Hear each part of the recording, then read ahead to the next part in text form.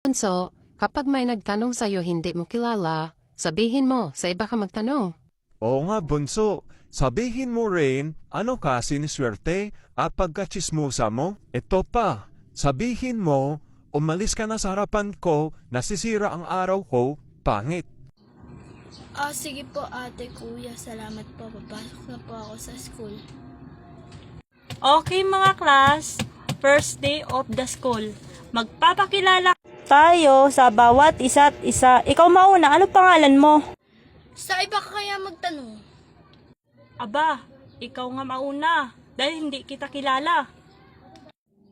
Ano ka? Siniswerte? Apaka-chismosa mo naman, no? Ako chismosa, harapin mo nga ako, bata ka. Bastos ka. Umalis ka nga sa harapan ko. Sinisira mo araw ko. Pangit.